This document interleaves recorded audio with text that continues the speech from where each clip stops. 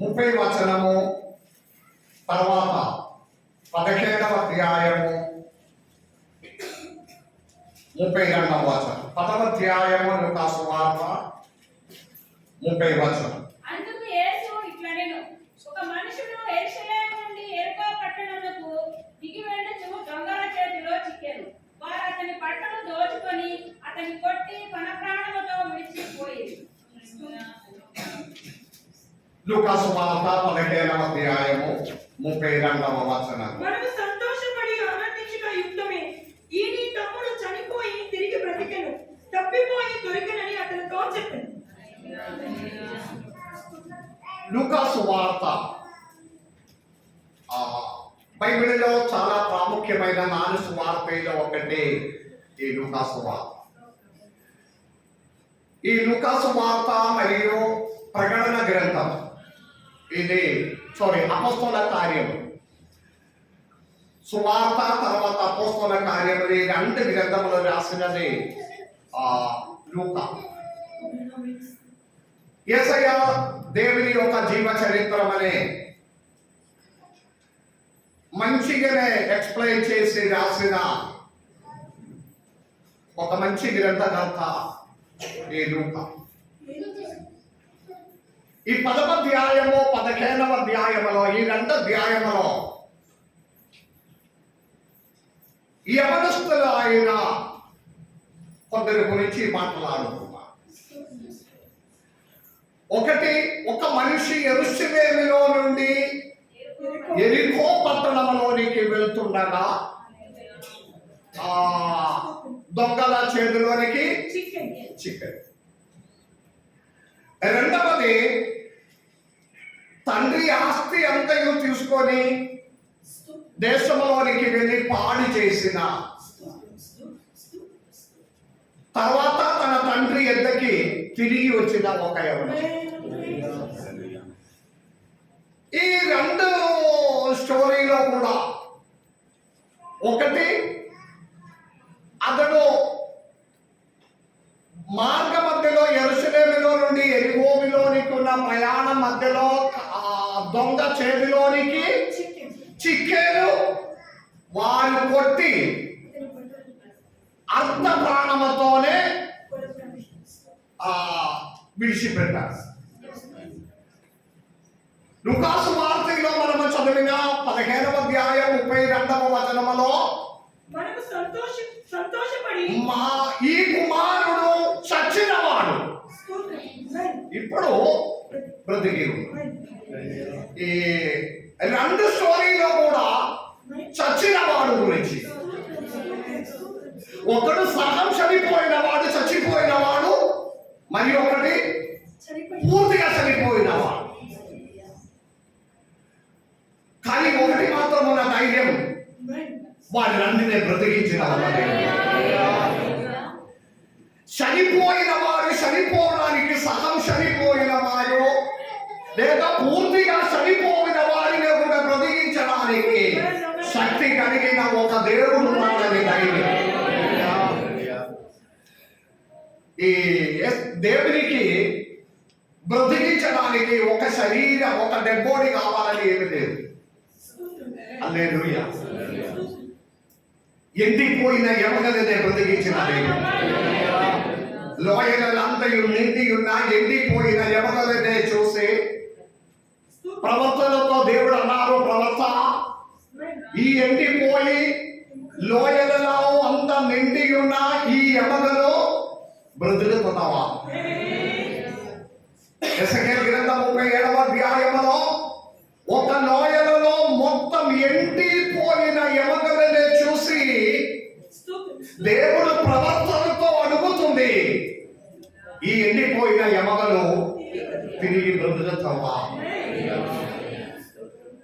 ప్రవక్త అన్నారు, ప్రభువా, నాకు అదంతా ఏది లోతుగా ఏమి తెలియదు, కానీ మీకు అన్ని తెలిసి ఉన్నాడు.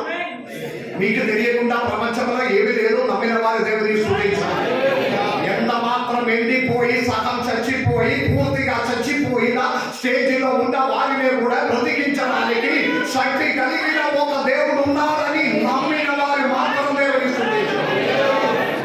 ఈ కాలంలో చాలా మంది చచ్చిపోయిన స్టేజిలో ఉన్నారు. చాలా మంది సహమే చచ్చిపోయి ఉన్నాడు, చనిపోయిన స్టేజ్లో ఉన్నాడు. అలాంటి వారిని బ్రతికించిన ఒక దేవుడు ఉన్నాడు. దేవుని వాక్యమునే నమ్మిన వారు, దేవుని వాక్యములో ఆధారపడిన వారు, వాక్యము మీ హృదయములతో మాట్లాడుతున్నారని మీకు అనిపించిన ఎడల చేతులెత్తి ఆ దేవుని కనపరచాలి. దేవునికి బ్రతికించడానికి ఒక డెడ్ బాడీ కావాలని ఏమి లేదు. నేను అదే చెప్పిన ఎండిపోయిన ఎమగలాయన, ఎండిపోయిన ఒక కర్రయన దానిని చిగిరింప చేయడానికి శక్తి కలిగిన ఒకటి మాత్రం ఆ కర్ర, ఎండిపోయిన కర్ర ఆమె మండ పెట్టిన ఆ డబ్బ దగ్గర ఉండాలి.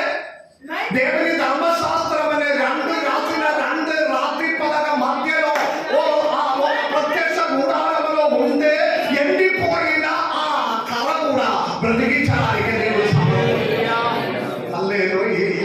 ఒక డెడ్ బాడీ ఉంటేనే ఏదో ఒక కార్యం చెయ్యాలి అన్నది దేవునికి లేదు. దేవునికి స్తోత్రం.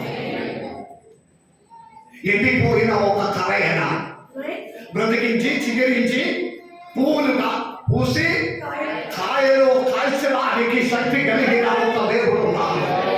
ఒకవేళ జీవితం ఎండిపోయి ఉన్నాడు, ఇంకా బ్రతుకరు, ఇంకా చిగిరింపడం సాధ్యం కాదు, ఒక అభివృద్ధి నాకు రాదు, ఒక అభివృద్ధి నా బిడ్డలకి, నా కుటుంబాలకి, నా సాహచర్యములకి రాదు అని అనుకొని చచ్చిపోయిన స్టేజిలో నేను నా కుటుంబం వెళ్ళిపోతున్నారని అనుకుంటే ఈ ఉదయకాల ఆరాధనలో చిగిరింప చేయడానికి శక్తి కలిగిన ఒక దేవుడు ఉన్నాడని నమ్మిన వారు చేతులెత్తి దేవుని స్తుతించి ఉండాలి.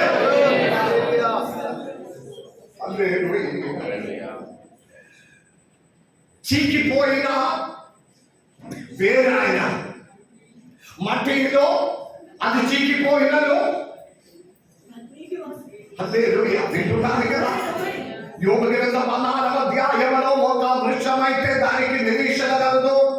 అదే కొట్టిన తర్వాత దాని ఒక వేరు మట్టిలో చీకిపోయినను లేదు. నిరీక్షణ లేనినా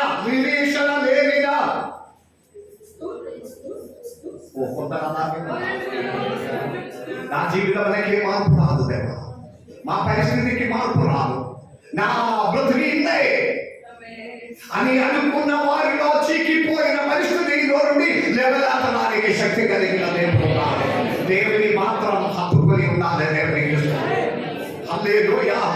4 దినమాయింది, చనిపోయి 4 దినమాయి వాసన ప్రవహించిన, వాసన వచ్చిన ఆ శరీరంలో కూడా వాసనలో బ్రతికించి నిలబడడానికి శక్తి కలిగిన దేవుడు ఉన్నాడు. ఇక్కడ మనకు నేర్పించినదే లూకా సువార్త 10వ అధ్యాయములైనా 15వ అధ్యాయములైనా ఇద్దరు వ్యక్తులు, ఒకరు సగం చనిపోయి ఉన్నాడు. మరి ఒకరి గురించి మాట్లాడినప్పుడు ఈ నా కుమారుడు చనిపోయిన వాడు. ఈ రెండింటిలో కూడా బ్రతికించిన ఒక దేవుడు.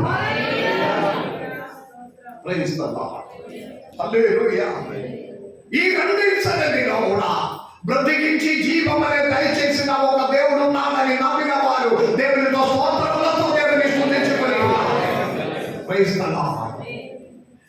స్తోత్రములతో దేవుని గణపరచుకొని ఉండాలి. దేవుని విడలారా కన్ను మూయక ముందు దేవుని స్తుతించి ఆరాధించాలి. ఈ మధ్యలో మా కుటుంబంలో, మాకు దగ్గర కుటుంబంలో జరిగిన ఒక వేదనకరమైన అనుభవం. ప్రేమన్న, వినేష్ అందరున్న తిరువన ఒక సహోదరు ఒక 2 నెలల క్రితం మన వాటర్ ఫిల్టర్ వచ్చి ఇక్కడ ఫిక్స్ చేశారు. వాటర్ ఫిల్టర్ హైదరాబాద్లో మంచి ఉద్యోగం ఉంది. వాటర్ ఫిల్టర్ హైదరాబాద్ సిటీలో దాదాపు 70% వాటర్ ఫిల్టర్ ప్యూరిఫైయర్ అంతా డొనేట్ చేసినది, ఫిక్స్ చేసినది, సేల్ చేసినది టిల్లు. మంచి యాక్టివ్గా ఉన్న వ్యక్తి, అందరికీ మంచివాడు. దేవునికి ఇస్తాం. మొన్న జరిగిన జ్ఞాపకార్థ ప్రార్థనలో ఆ కన్నీటితో వంతని చెప్పినది తిల్లుడా ఆమె ఒక మంచి వ్యక్తి లేదు. అందరికీ మంచి అభిప్రాయం, మంచి హార్డ్ వర్క్ చేస్తారు.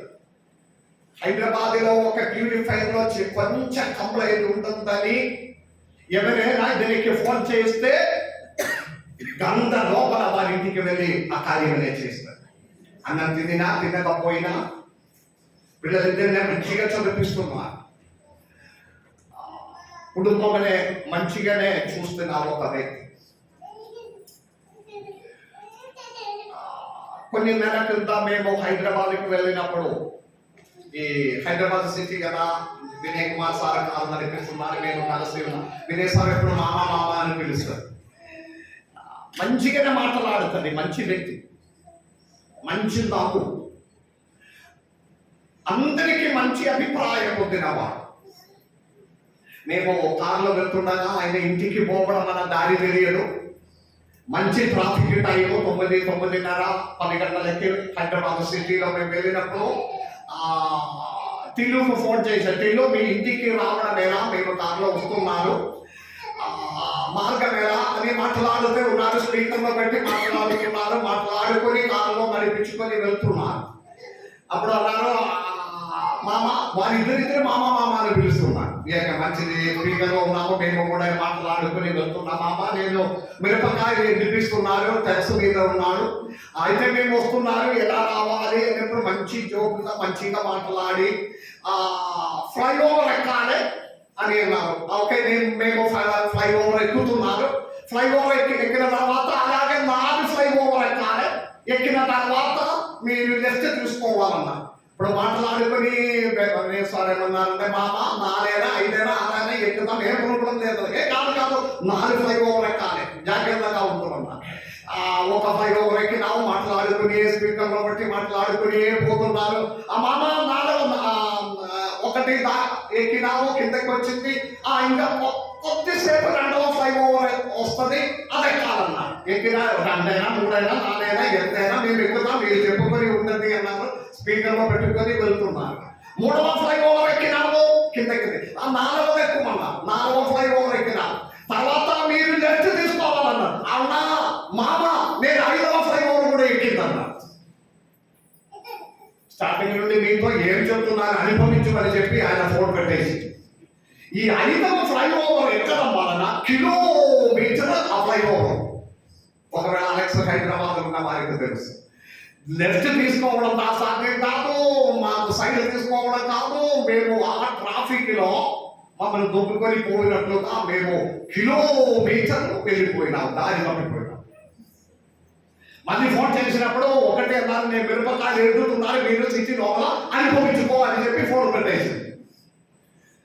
మేము మళ్ళీ దారి తెలవకుండా సిటీ మొత్తం తిరిగి మేము రిటర్న్ వచ్చేసినాం. నేనేం చెప్తున్నానంటే మంచిది.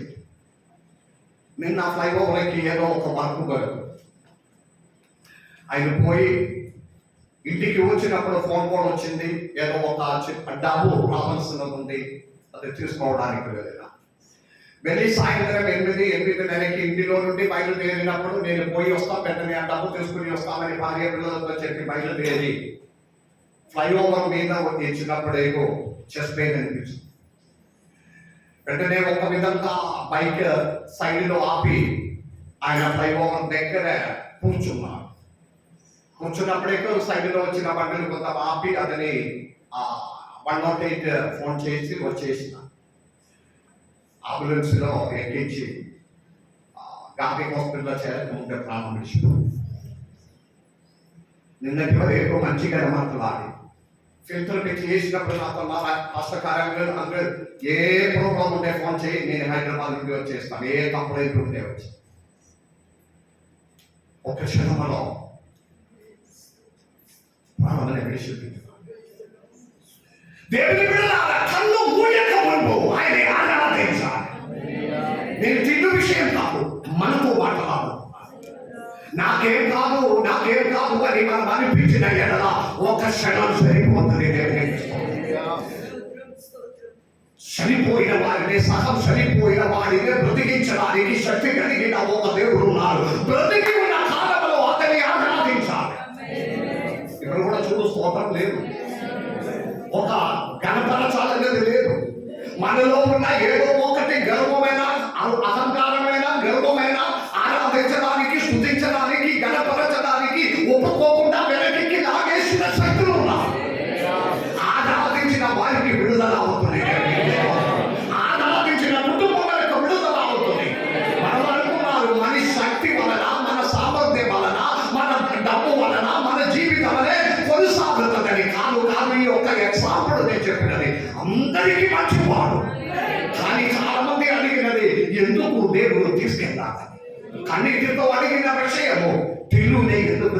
తీసుకెళ్ళాలి. ఒకటి మాత్రం, మన కనికరం కాదు దేవుని కనికరం, మన ఆలోచన కాదు దేవుని ఆలోచన. రేపు ఈ రోజు మనం ఉన్నాం, చేతులు కనపడతావా? ఈ రోజు మనం ఉంది దేవుని సన్నిధిలో, కానీ రేపు ఉన్నామని ఎంతమందికి ధైర్యం ఉంది? ఎంతమందికి ధైర్యం ఉంది? నేను రేపు ఉండి దేవుని ఆరాధిస్తాను, వచ్చే వారం నేను ఆరాధిస్తామని ధైర్యం ఉన్న వారు ఎంతమంది ఉన్నారు? ఎవరికి కాలంలో ఆ ధైర్యం లేదు. ఈ రోజు మనం దేవుని సన్నిధిలో ఉన్నాము, ఈ రోజు దేవుని ఆరాధించాలి, ఈ రోజు దేవుని సన్నిధిలో మనం బ్రతకాలి. ఏమైంది అక్కడ నవ్వడం? ఎంతసేపు నేను చూసుకున్నాను, నేను బయటకు పంపిస్తాను అని చెప్పి కూర్చోండి. వాక్యం నేను చదవండి బైబిల్, లూకాసు వార్త 10:30 వాక్యం. Praise the lord. దేవుని సన్నిధానంలో బ్రతికి ఉన్న కాలం దేవుని ఆరాధించు. బ్రతికి ఉన్న కాలం దేవునికి దగ్గర జీవించాలి. దేవుని బిడ్డలారా, ఒక మనిషి యెరూషలేములో నుండి యెరికోలోనికి వెళ్ళినప్పుడు, యెరూషలేం చాలా మంచి స్థలమైన యెరూషలేం, ఉన్నతమైన స్థానం, దేవుని ఆలయం ఉన్న స్థలం యెరూషలేం. హల్లెలూయా. ఒక కాలంలో ఆ యెరూషలేము పాలు తేనె ప్రవహించిన కనాను దేశం. హల్లెలూయా. పాలు తేనె ప్రవహించిన కనాను. ఈ పాలు తేనె ప్రవహించిన కనాను అని చెప్పే అర్థం ఏంటిది? పాలునే అంటే పశువులైనా బరువులైనా ఉదయమన లేచి పాలునే పిండడానికి మనుష్యుడు అక్కడికి వెళ్ళి ఆ సమయంలో ఆ పాలు పిండలేకపోతే దానిలో నుండి పాలు ఇట్లా అడుగుతే ఉండాలి. ఒక రోజు పాలు పిండలేకపోతే లేచి అయితే ఆ పశువైనా వాటిలో నుండి మీ ఆ పాలు స్వయంగా కింద పడిపోయిన అంత విధంగా సమర్థం. ఆ తేను అని చెప్పుకుంటే ఆ సమయంలో తేను తీసుకెళ్ళకపోతే ఆ రాటిలో నుండి తేను కిందకి జారుతుంది. అలాంటి ఒక స్థలం, దానికి సింబోలిక్ గా మాట్లాడినది పాలు తేను ప్రవహించిన దేశం యెరూషలేం. హల్లెలూయా. ఆరాధన ఉన్న స్థలం, దేవునికి స్తోత్రం చెల్లించిన స్థలం, చప్పట్లు కొట్టి దేవుని స్తుతించిన స్థలం. హల్లెలూయా. అక్కడ నుండి ఒక మనిషి యెరికో పట్టణంలోనికి వెళ్తున్నాడు. హల్లెలూయా. యెరూషలేం అన దావీదు నగరంలో నుండి, ఆరాధన స్థలంలో నుండి, ఆత్మీయ జీవితంలో నుండి, అందరూ ఎక్కడ ఉన్నారా? ఆత్మీయమైన జీవిత విధానంలో నుండి. హల్లెలూయా. ఇప్పుడు న్యూయార్క్లో నుండి, అమెరికాలో నుండి, కెనడాలో నుండి, లాస్ ఏంజలస్ లో నుండి ఏదో ఒక విలేజ్ లోనికి వెళ్ళిపోయినట్టుగా అన్ని విధమైన సౌకర్యాలున్న యెరూషలేములో నుండి ఒక మనిషి యెరికోలోనికి వెళ్ళిపోతున్నాడు. ఒకవేళ కొన్ని ఒక్క రోజులో అతని ఒక నిర్ణయం కాదని, కొన్ని దినాలలో నుండి అతని ఆలోచన, నాకు సెల్ఫ్గా ఉండాలి, దాడి అయితే అటు పోకూడదు, ఇటు పోకూడదు, మొబైల్ నొక్కకూడదు, ఆ పని చేయాలి, ఈ పని చేయాలి, అలా ఉండాలి, ఇలా ఉండాలి, అక్కడికి పోవాలి, షాపింగ్ చేయాలి. ఈ దాడి మాట, మమ్మీ మాట నేను విసిగిస్తున్నాను, నాకు సొంతంగా పోవాలి. ఈ తల్లిదండ్రుల మాట విని విని విని నేను విసిగిస్తున్నాను, నాకు సెల్ఫ్గా ఉందా. కొన్ని దినాలు ఒక్క రోజున అతని కనిపించినది ప్రయాణం కాదు, అతని దగ్గర అన్ని ఉన్నాయి. ఆయన తల్లిది, ఆయనకి బాయి ఉంది, బాయిలో డబ్బు ఉంది, అదంతా దొంగ వచ్చి తీసుకుపోయినట్టుగానే ఉంది. హల్లెలూయా. చాలా దినముల నుండి ఆలోచించి ఆలోచించి, ఇదంతా నేను నా మనసులోనికి వచ్చిన ఆలోచన. తన ఇంటిలో నుండి, దాని దగ్గర నుండి, అన్ని సుఖ సౌకర్యముల మధ్యలో నుండి అతడు బయలుదేరుతున్నాడు. ఆయన సంపాదించినది, ఆయన కష్టపడి సంపాదించినది ఒకవేళ ఇంటిలో నుండి ఉన్నది కూడా సమకూర్చి అర్ధరాత్రి వేళ ఒకవేళ అందరూ పడుకున్న సమయంలో ఇటు అతడు బయలుదేరినాడు. ఒకవేళ డాడీ మమ్మీతో కూడా చెప్పకుండా చెప్తే వారు ఒప్పుకోరు. ఎందుకంటే న్యూయార్క్ సిటీ నుండి విలేజ్ లోనికి వెళ్తున్నా. ఒకవేళ ఇది మనసులో ఉన్న ఆలోచన అక్కడ వెళ్ళిన తర్వాత ఒక బిజినెస్ స్టార్ట్ చేయాలి, ఒక ఫామ్, ఒక కోడి ఫామ్ అయినా మొదలు పెట్టాలి. ఇదంతా మనసులో ప్లాన్ చేసుకొని ఒక 2-3 బస్సు కొనాలి, తర్వాత 2 టాక్సీ కొనాలి, సాధ్యమైతే ఏదో ఒక బిజినెస్ కూడా మొదలు పెట్టాలి, నాకు సెల్ఫ్ గా నిలబడాలి, నాకు ఎవరిని ఆధారపడకుండా జీవించాలని ఉద్దేశంతో తాను పుట్టి పెరిగిన ప్రదేశమనే ఆ ఊరినే ఆ తండ్రినే అందరి విడిచిపెట్టి ఎవరితో చెప్పకుండా సెల్ఫ్ కొరకు బయలుదేరినాడు. హల్లెలూయా. కానీ అతనికి తెలియదు తాను వెళ్ళి ఎంటర్ అయినది. ఆ వేద భాగంలో ఎలాగే ఉంది? ఆ వేద భాగం 10వ అధ్యాయం ఒకసారి కూడా చదవండి. దొంగల చేతిలోనికి చిక్కిపోయింది. Praise the Lord. ఆ వేద భాగం మరి ఒకసారి కూడా చదవండి. విన్నా నేను దిగి వెళ్ళుచు ఆమేన్. దొంగల చేతిలోనికి చిక్కిపోతుందని తెలియకుండా అతడు బయలుదేరినాడు. అందరు ఇక్కడ ఉన్నారా? హల్లెలూయా. తండ్రిని విడిచిపెట్టి మీరు వెళ్ళిన ప్రతి చోటిలో ఓ దొంగలు ఉన్నారని విషయమే తెలుసుకోవాలి. చేతులే తీసుకోవాలి. పరలోకమ తండ్రిని విడిచిపెట్టి దేవునిలో ఉన్న ఆరాధన స్థలముని విడిచిపెట్టి ఒకవేళ మన డ్రీమ్స్ అంతా మంచిగానే ఉంటుందని అనుకోవచ్చు, ఆలోచన మంచిదని మనము ఆలోచన చేస్తున్నాం. కానీ తండ్రి అయిన దేవుని విడిచిపెట్టి చేసిన ప్రతి కార్యము దొంగల చేతిలోనికి పడిపోయినట్లుగా ఉంటుందని నమ్మిన వారు, విశ్వసించిన వారు దేవుని స్తుతించాలి. హల్లెలూయా, హల్లెలూయా. ఎక్కడ పడిపోతున్నా, చెక్కిపోతున్నారు, చెక్కిపోతున్నారు. అర్ధరాత్రి వేళ తిరువనంతపురం, కేరళ తిరువనంతపురం పూజపుర అన్న స్థలంలో ఒక డాక్టర్, మెంటల్ హాస్పిటల్లో ఒక డాక్టర్, తనతో పాటు తాను చదివిన టైంలో మంచి కాలేజీలో తనతో పాటు చదివినదిలో క్లవర్ అయిన ఒక స్టూడెంట్, తన ఫ్రెండ్, ప్రొఫెషనల్ కోర్సులో మంచి క్లవర్, ఐటీ డిపార్ట్మెంట్ లో మంచిగానే చదివి మంచి ర్యాంకుతో పాస్ అయ్యి క్యాంపస్ సెలక్షన్ లో ఒక ఫ్రెండ్ డాక్టర్ అయినాము, మెడిసిన్ చదివినాము, అతడు డాక్టర్ అయి ఇప్పుడు తిరువనంతపురం పూజపురాయిలో ఆయన మెంటల్ హాస్పిటల్లో డాక్టర్ గా ఆయన పనిచేస్తున్నారు. ఇప్పుడు ఈ మధ్యలో జరిగిన విషయం. అతనితో పాటు చదివిన వాడు ఐటీ ప్రొఫెషనల్ గా మారినాము, క్లవర్ స్టూడెంట్ గా ఉన్నాడు.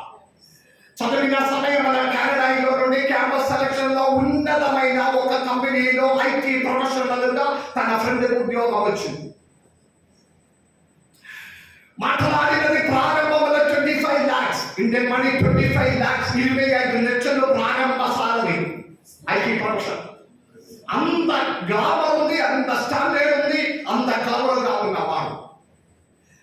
ఈ అమెరికన్ కంపెనీ అతన్ని సెలెక్ట్ చేసి ట్రైనింగ్ కొరకు గోవాకి పంపించారు. 6 నెలల ట్రైనింగ్. గోవాలో ట్రైనింగ్ తన తల్లిదండ్రులు కష్టపడి చదివించి ఒక స్థాయిలోనికి తీసుకొచ్చాడు. తన చెల్లి వివాహము, ఇల్లు కొత్తదొకటి కట్టాలి, ఒక వాహనం కొనాలి, మా జీవిత పరిస్థితినే నా కుమారుడు ద్వారా దేవుడు మారుస్తుందని వారు నమ్ముకొని ప్రార్థన చేసుకొని ఉన్నాడు. అందరు ఇక్కడ ఉన్నారా? ఆయన గోవాలోనికి 6 నెలల ట్రైనింగ్ లోనికి వెళ్ళినప్పుడు ఒక 2-3 వారం తర్వాత సీనియర్స్ కొందరు వచ్చి అతనికి కొంచెం డ్రగ్ ఇచ్చారు. అతను వద్దు వద్దు వద్దు అని చెప్పినప్పుడు కొన్ని గర్ల్స్ కూడా వచ్చి అతని బలవంతం చేసిన పురుషుడు అయితే ఇదంతా వాడుకోవాలి. ఏ కాదు మంచి కిక్ వస్తుంది, మంచిగా మీకు అనిపిస్తుంది, చిన్న ఒక ఇంజెక్షన్ ఫ్రీయే. అతడు వారందరూ బలవంతం చేసినప్పుడు నేను ఒక పురుషుడు కదా, పురుషుడు ఇలాంటిదిలో వారి బలవంతం చేస్తే వారి ముందు నా పరువు పోతుంది కదా, గర్ల్స్ ముందు పరువు పోతుంది కదా అని అనుకొని ఆయన ఇంజెక్షన్ తీసుకున్నా. నెక్స్ట్ రోజు రాత్రి అయినప్పుడే అతనికి నిద్ర రావడం లేదు, తలనొప్పి భరించలేకపోతున్నారు, ఉండలేకపోతున్నారు, చచ్చిపోతున్నట్లుగానే అతనికి అనిపిస్తున్నారు. అతనికి ఈ రోజు రావాలి, మళ్ళీ ఒక రోజు రావాలి. ఫ్రెండ్స్ ఫోన్ చేసినప్పుడు వారి పరిగెత్తి వచ్చి అతనికి ఆ డోస్ ఇచ్చింది. నెక్స్ట్ రోజు అతను నెమ్మదిగా నిద్రపోయినాము, మంచిగా అనిపించింది. మూడవ రోజు కూడా అతనికి ఇది లేకుండా ఉండలేకపోతున్నారు, తలనొప్పి భరించలేకపోతున్నారు, కడుపు నొప్పి, మోషన్స్, ఓ భయంకరమైన ఒక శివరింగ్. అతనికి ఇప్పుడు అతనికి ఒక డోసు కావాలి. ఫ్రెండ్స్ ఫోన్ చేసింది మూడవ, వారు వచ్చి అతనికి డోస్ ఇచ్చిన.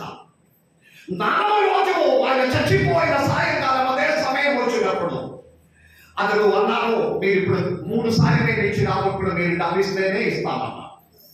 అతని 6 నెలల ట్రైనింగ్కి వెళ్ళినప్పుడు డాడీ తన దగ్గర ఉన్న డబ్బంతయ్య సమకూర్చి అతనికి ఇచ్చి పంపించినది 6 నెలలకుండానే ఉన్నది. దానిలో నుండి తీసుకుపోయి అతడు ఆ రోజుకు డ్రగ్ తీసుకున్నా. నెమ్మది అయింది.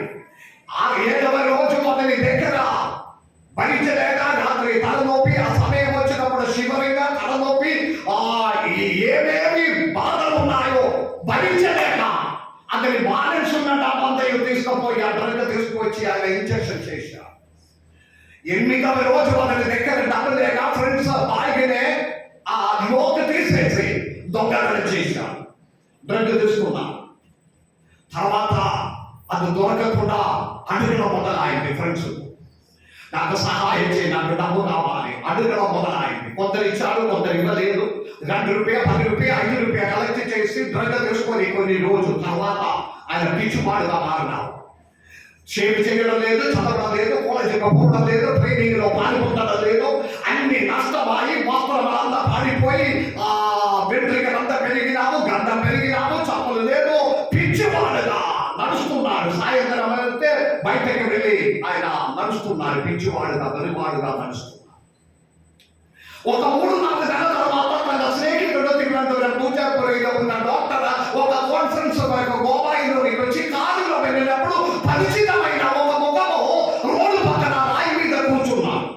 ముందుకు పోయిన కారు వెనక్కి వచ్చి చూసినప్పుడే ఇది నా తన ఫ్రెండ్, ఐటీ ప్రొఫెషనల్ ఫ్రెండ్, ఇప్పుడు వెలివాడుగా పిచ్చివాడుగా కూర్చున్నాడు.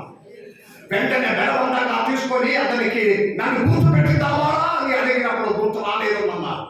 కానీ డాక్టర్కి తన ఫ్రెండ్ని గుర్తొచ్చి పట్టుకొని పూజపురంలోనికి తన హాస్పిటల్లో తీసుకువచ్చి 40 రోజు ఇంజెక్షన్ ఇచ్చిన తర్వాత నన్ను తీసుకువచ్చిన వాడు నా ఫ్రెండ్ డాక్టర్ అని 40 రోజుల తర్వాత అర్థమైంది. తర్వాత తన డాడీ మమ్మీ వారికి ఫోన్ చేశాను, మీ కొడుకు గోవాంగ్ నుండి ఈ విధంగా వచ్చేసిన, నాకు అవసరం లేదు, నా బిడ్డని నేను పెంచినది అలాగే కాదు, నాకు ఈ కుమారుని అవసరం లేదు. కళ్ళు తాగి నీళ్లు తాగి జీవితం పాడు చేసి మంచి ఆశతో కూడా పెంచిన వాడు డబ్బు లేనప్పుడు కడుపులో అన్నం తినకుండా నేను వారికి తీసుకెట్టి వారిని చదివించిన. తన చెల్లి విషయం అతడు చూసుకున్నది నేను అనుకున్నాను. ఒక ఇల్లునే మానేసి సొంతంగా ఒక ఇల్లు కట్టడానికి నా కుమారుడు నాకు కుడి చేయిస్తానని నేను అనుకున్నాను. ఇప్పుడు దొంగల చేతులు చిక్కిపోయినా నాకు ఇది అవసరం లేదు.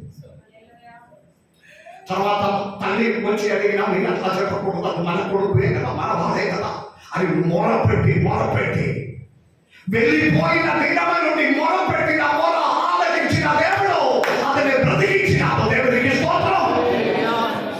కుటుంబంలో మొరపెట్టిన తల్లిదండ్రులు ఉండే ఓ దారి తప్పిపోయినా తిరిగి తీసుకువచ్చిన ఒక దేవుడు దేవుడికి స్తోత్రం చెల్లించండి. దొంగల చేతిలోనికి చిక్కిపోయిన వాడు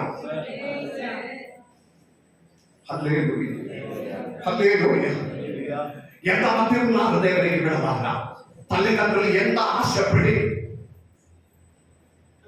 ఒక స్టేజ్లోనికి తీసుకురావడానికి. నాకు గుర్తుంది, నేను నా పిల్లల్ని చదివించిన థామ్సన్ కలకట్టాకి తీసుకెళ్ళిందంటే మొట్టమొదటిగా నేను కలకట్టాకి వెళ్తున్నా.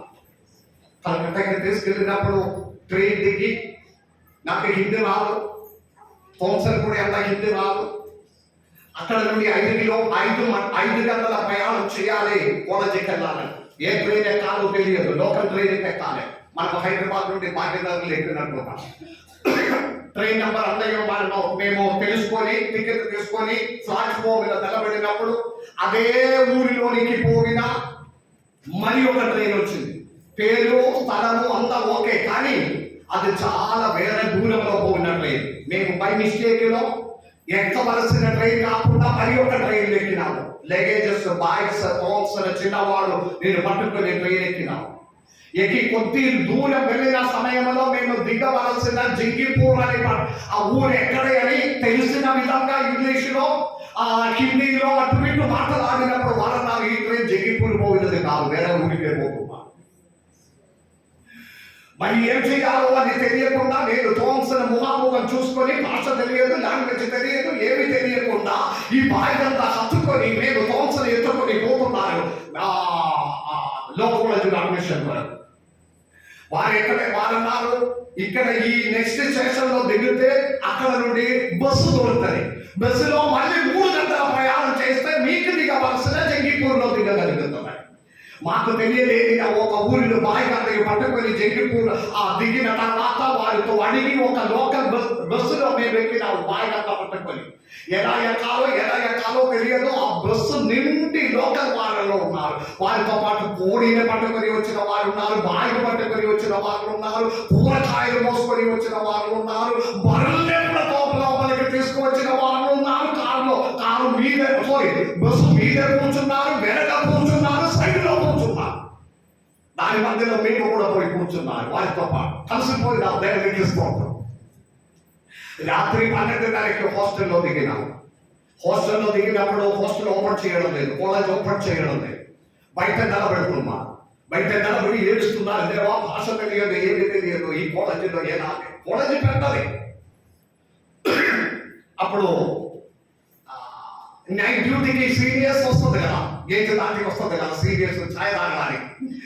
నైట్ డ్యూటీలో ఛాయ్ తాగడానికి బయటకు వచ్చిన సీనియర్ మోస్ట్ 5 ఇయర్స్ స్టూడెంట్స్ బయటకు వచ్చిన వారి మమ్మల్ని చూసినప్పుడు వారికి అర్థమైంది, అడ్మిషన్ కొరకు వచ్చినాము. న్యూ అడ్మిషన్ థామ్సన్, పేరు థామ్సన్ అంటే ఒకటి అక్కడ ప్రత్యేకత. కల్కట్టా కాలేజీలో క్రిస్టియన్ థామ్సన్ ఒక సౌత్ ఇండియాలో నుండి ఒక మొదటి అడ్మిషన్ థామ్సన్, మలయాళీ మొదటి అడ్మిషన్ థామ్సన్. అక్కడ వేరే ఒక మలయాళీ లేదు, వేరే ఒక సౌత్ ఇండియన్ లేదు, వేరే ఒక క్రిస్టియన్ లేదు, అది ముస్లిం కమ్యూనిటీ. వారందరికీ చాలా హ్యాపీ. మాకు ఇంగ్లీష్ వస్తుంది, థామ్సన్ మంచి ఇంగ్లీష్ మాట్లాడినప్పుడే వారి హ్యాపీ అయింది. వెంటనే వారు వాడలకు ఫోన్ చేసింది, గేట్ ఓపెన్ చేసింది, లోపలికి పోయినాం. హాస్టల్ రూమ్ లో అప్పుడు నేను అడిగినాము, ఎక్కడైనా లోడ్లు దొరుకుతుందా ఈ రాత్రి నాకు ఉండడానికి? అంకుల్ ఏం కాదు, స్లీపింగ్ ఆన్ దిస్ బెడ్. ఒక స్టూడెంట్ అప్పటి నుండి వారు దొప్పి పడేసిన తర్వాత అంకుల్ మీరు ఇక్కడ పడుకోండి అన్నాను. దేవునికి స్తోత్రం. 3 రోజులు నేను ఆ హాస్టల్లో పడుకున్నాను. దేవునికి స్తోత్రం. నేను ఏం చెప్తున్నానంటే, మమ్మల్ని కాపాడిన ఒక దేవుడు ఉన్నారు, కాపాడిన ఒక దేవుడు ఉన్నారు. ఆ దేవుని చేతిలోనికి పిల్లల్ని పెంచి తీసుకువచ్చినప్పుడు తల్లిదండ్రులకు ఒక కోరిక ఉంది, ఒక స్థానంలో రావాలి. తర్వాత తెలిసింది, అడ్మిషన్ వచ్చిన తర్వాత నాకు తెలిసింది, అలీగఢ్ ముస్లిం యూనివర్సిటీలో అకాడమిక్ బెస్ట్ కాలేజ్ కలకత్తా అయిన కాలేజ్. ఆ కాలేజీలోనికి దేవుడు నడిపించిన దేవుని పిల్లలారా, దొంగల చేతిలోనికి చిక్కబడింది. దేవుడు మమ్మల్ని కాపాడి నడిపించినది ఎంత గొప్పదా! తల్లిదండ్రులు ఒడిలోనే పెంచిన వారు, కొంచెం ఆరోగ్యం వచ్చినప్పుడు, కొంచెం 6 ప్యాక్ వచ్చినప్పుడే, కొంచెం సౌందర్యం వచ్చినప్పుడు, ఇది నా లైఫ్, నా ఇష్టం, నేను అన్ని విడిచి తండ్రిని విడిచిపెట్టిపోవాలి. కానీ పోయినది ఎరుకోవిలోనికి, శాపగ్రస్తమైన స్థలంలోనికి. Praise the lord, praise the Lord. దొంగలు వచ్చి ఆయన వస్త్రం అనే చింపేసింది, గాయపరచాడు. హల్లెలూయా. అన్ని విధంగా అతడు సంపాదించినదంతయు దొంగలు తీసుకొని వెళ్ళారు. Praise the lord. Praise the lord. అర్ధరాత్రి వేళ మమ్మను మన తరములనే పాడు చేయడానికి దొంగలు మార్గ మధ్యలో కూర్చున్నారని ఎరిగి ఉండాలి. దేవునికి స్తోత్రం చెల్లించండి. డ్రగ్ రూపములేనా, కళ్ళు రూపములేనా, మద్దు తాగించినట్లుగానే హల్లెలూయా. దేవుని ఆరాధించిన దేవుని బిడ్డలారా, పురుషుల సైడ్ చూసి నేను చెప్తా, అసలు కళ్ళు తాగలేని వారు ఎంతమంది ఉన్నారు? చేతులు లేపమని నేను అడగడం లేదు. దేవునికి స్తోత్రం. ఏ ఫంక్షన్ అయినా, ఏ పండుగలైనా, ఏ క్రిస్మస్ అయినా, ఏ కార్యం వచ్చినప్పుడు నేను దేవుని బిడ్డ, నేను దానిని ముట్టనే ముట్టను. వాక్యం కూడా ఉంది, కళ్ళు తాగిన వారు పరలోక రాజ్యంలో చేరనే చేరరు, వారు నిత్య నరకమే. ఒక రసములో మనం అనుకున్న వారు, ఒక రసములో తాగినవాడు, ఫ్రెండ్స్ కలిసినప్పుడు తాగినవాడు, ఫ్రెండ్స్ తో పాటు తాగినవాడు, దేవుని బిడ్డలారా, నాకు ఆశ్చర్యం అనిపిస్తున్నారు. మళ్ళీ వచ్చి ఎలాగ బంధారాధనలో పాల్గొంటుంది, మళ్ళీ వచ్చి దేవుని బిడ్డలుగా ఎలాగ స్తోత్రం పలుకుతుంది. ఎంతమంది ఉన్నారు నాకైతే తెలియదు, కానీ కొన్ని విషయాలు వింటే ఉన్నాం. అప్పుడప్పుడు తాగినవాడు, అప్పుడప్పుడు జరిగినవాడు, క్రైస్తవుడు అనే పేరు తప్ప యేసయ్య దేవునికి అపమానంగా ఉన్న క్రైస్తవ జీవితం దొంగల చేతిలోనికి చిక్కబడిన వాడు. హల్లెలూయా. సమస్తమనే పాడు చేయడానికి మార్గ మధ్యలో పడిపోతుంది, మార్గ మధ్యలో నష్టమైపోతుంది. దేవుడు అనుగ్రహించిన 70 సంవత్సరం అధిక వెలమైతే 80 సంవత్సరములు పూర్తిగా చేయక ఉంటే కొట్టుకొని పోతుంది. మీరు మీ కుటుంబాన్ని ప్రేమించండి. మీ తండ్రి అయిన పరలోక తండ్రి మాటకి లోపడండి. మీరు దీవింపబడదు. హల్లెలూయా. అర్ధరాత్రి వేళ ఇతని దగ్గరికి ఒక యాజకుడు వచ్చాడు. తోమ పక్కన వస్త్రమనే చింపి గాయపరచి సగం జీవమనే విడిచిపెట్టి, ఒకవేళ అతడు బ్రతుకులాగి ఉండవచ్చు, నన్ను చంపేయకండి, వారికి అవసరమైన అందరూ తీసుకొని తర్వాత అతని ప్రాణమనే విడిచిపెట్టాడు. అందరు ఎక్కడ ఉన్నారు? ప్రాణమనే విడిచిపెట్టాడు. యాదృచ్ఛిగా ఒక యాజకుడు వచ్చి చూసి వెళ్ళిపోయాడు. యాజకుడు ఒకవేళ ఏదో ఒక పని విషయంలో వెళ్తున్నారు. మొన్న ఒక విషయం విన్నారు. ప్రయాణమై వెళ్తుండగా ముందు ఒక యాక్సిడెంట్ జరిగింది. యాక్సిడెంట్ తర్వాత వెంటనే వెనక ఉన్న బండి మనదే అనుకోండి. జరిగిన విషయాలు వెంటనే కనికరం చూపించి వెంటనే మన బండిలో తీసుకొని, కారులో తీసుకొని అతన్ని తీసుకుపోయి ఆసుపత్రిలో ఉంచిన డాక్టర్ ఫస్ట్ ఎయిడ్ అంతా ఇచ్చిన తర్వాత వెంటనే పోలీసుకి ఫోన్ చేశారు. అర్జెంట్ వెళ్ళవలసిన వారితో డాక్టర్ ఏమన్నారు, పోలీసు వచ్చే వరకు మీరు ఉండాలి, తీసుకొచ్చినది మీరే కదా.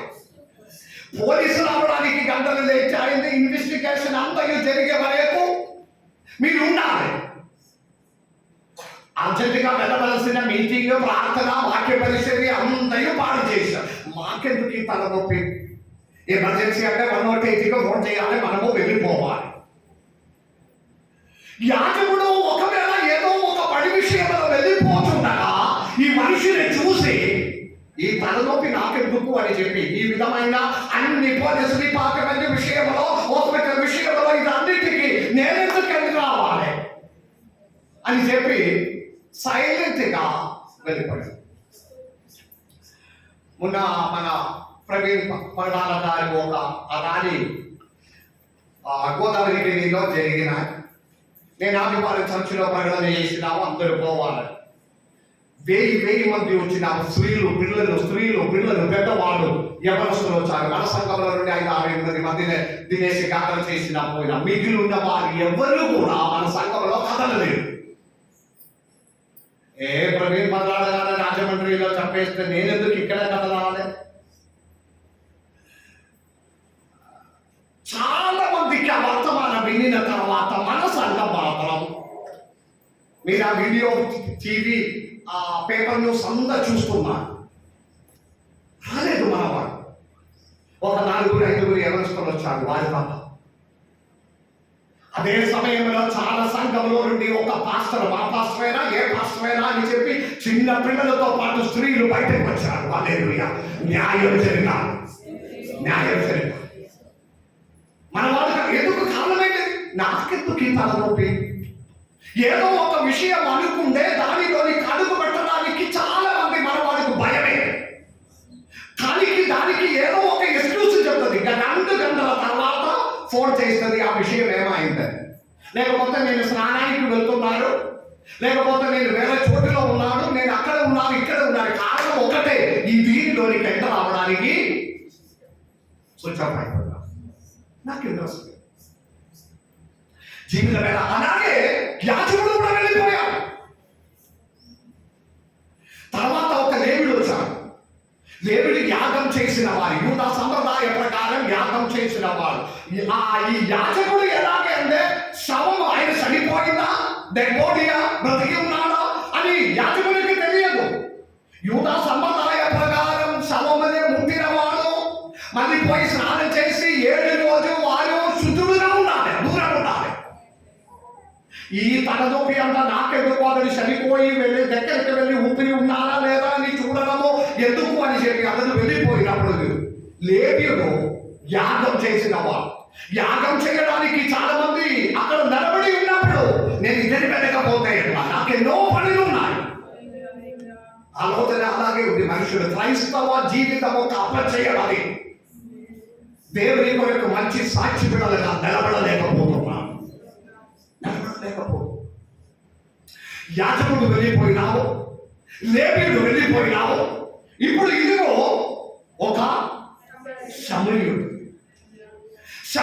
యూదులతో ఏ సంబంధం లేదు. అప్రతిష్ఠితంగా ఒక సమరయుడు బయలుదేరినాడు. హల్లెలూయా చెప్పండి. దేవునిలో నుండి దూరంగా వెళ్ళిపోయి చీకటి సమయంలో దొంగల చేతిలోనికి చెక్కబడి అంత ప్రాణములతో విడిచిపెట్టి గాయపడి ఓ సైడ్లో ఉన్న వారిని మీరు అనుకున్న వారందరూ దూరం అవునప్పుడు నేను చేతులెత్తి స్తోత్రం చెల్లించాను. ఆశపడిన వారందరూ మీరు పట్టించుకోకుండా వెళ్ళిపోయినప్పుడు, ఏదో సహాయం చేస్తారని మీరు అనుకున్న వారందరూ వెళ్ళిపోయిన సమయంలో ఒక సమరయుడు బయలుదేరుతున్నారు. దేవునికి స్తోత్రం. ఒక సమరయుడు మీ కొరకు బయలుదేరుతున్నారు.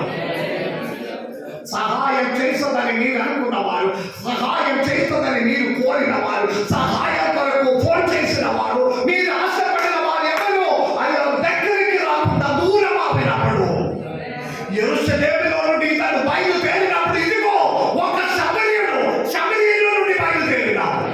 చేతులెత్తి అర్థమైన వారు చేతులెత్తి దేవునికి స్తోత్రం చెల్లించి,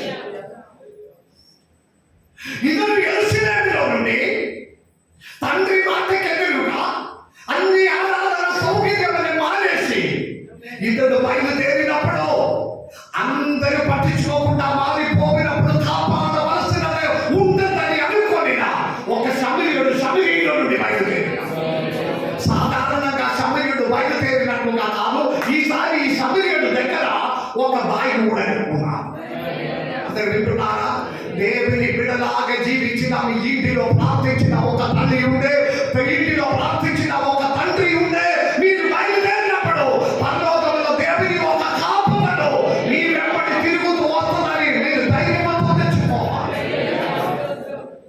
ఈ సమరయుడు బయలుదేరినప్పుడు అతడు తన బాయిలో ద్రాక్షారసం, ఒలివ నూనె, తర్వాత బాండేడ్, హల్లెలూయా, కోటన, నీరు,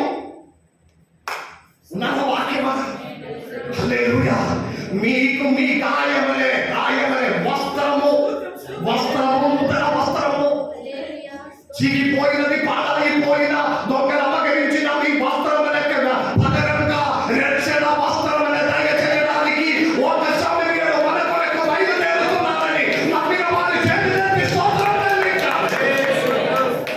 ఓ మీరు ఎక్కడికి వెళ్తున్నారు, ఏ స్టేజిలోనికి వెళ్ళిపోతున్నారని ఎదిగిన దేవుడు ఒక సమయంలో పంపిస్తున్నారు. అతడు తన వాహనములో తన మృగ వాహనములో అతడు బయలుదేరి వచ్చాడు. ఉద్దేశం ఒకటి మాత్రం, గాయపడి ఉన్న ఒకడు ఉన్నాడు. దేవునికి స్తోత్రం. వస్త్రహీనుడుగా ఒకడు ఉన్నారు. అర్థ ప్రాణముల ప్రాణం సగం చచ్చిపోయిన వాడు, ఆత్మీయ విషయంలో సగం చచ్చిపోయిన వారిని రక్షించడానికి ఒక సమర్థుడైన ఒక సభ్యుడు బయలుదేరి వస్తున్నాడు.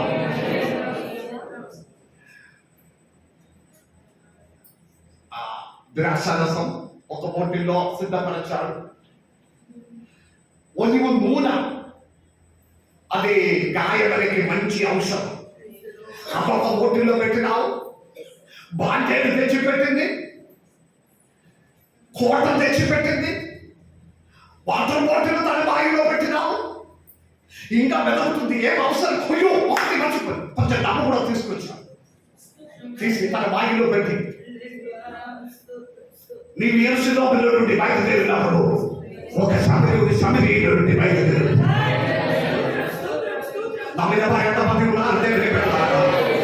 ఇంతవరకు బ్రతికిందని, ఇంతవరకు నిలబడినని, ఓ యాక్సిడెంట్ మన ముఖం కాక ఓ వచ్చినప్పుడు కాపాడిన ఒక సమరీయుడు ఉన్నాడు.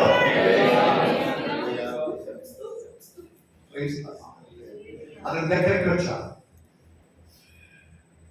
తన వాహనాన్ని ఆపి దగ్గరికి వెళ్ళి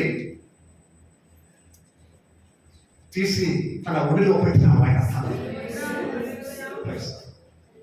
ఆ గాయమంతా తుడిశా, లోపలికి ద్రాక్షరసం తాగడానికి ఇచ్చా. గాయంలో ఒలివ నూనె రాసింది, లోపల ద్రాక్షరసం, బయట ఒలివ నూనె. హల్లెలూయా. తర్వాత ఆయన భార్యని చూచినా తన దగ్గరికి తీసి తన వాహనంలోనికి ఎక్కించిన. దగ్గర ఉన్న ఆసుపత్రిలోనికి, ఫస్ట్ ఎయిడ్ ఆసుపత్రిలోనికి అతను తీసుకెళ్ళా. ఎంతమంది నమ్ముతున్నారు? నేను పోయిన చోటిలో దొంగ చేతిలో చెక్కబడిన నన్ను కాపాడడానికి ఒక సమీరుడు ఉన్నాడని నమ్మిన వారి మాత్రమే వెళ్తున్నారు. తండ్రిలో నుండి దూరమావిన వాడు, తండ్రిలో నుండి దూరం వెళ్ళిపోయిన వాడు జాగ్రత్తగా ఉన్నారు. సదాకాలం మనతో వాదించిన దేవుడు కాదు. సదాకాలం మన దగ్గరికి వచ్చిన ఒక దేవుడు కానే కాదు. ఆపండి. సమస్త మెరిగిన దేవుడు ఒక అనుభవంలో నుండి నేర్చుకోవాలి, రెండు అనుభవంలో నుండి నేర్చుకోవాలి. జీవిత కాలం అంతా అనుభవంలో ఉన్నట్టుగా చేసిన దేవుడు కాదు. జకాయి చెట్టు మీద నుండి దిగిరా.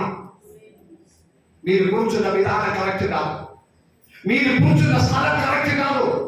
మీ ఆ చెట్టు నుండి దిగి వస్తే ఈ రోజు నేను మీ ఇంటిలో కాపాడు.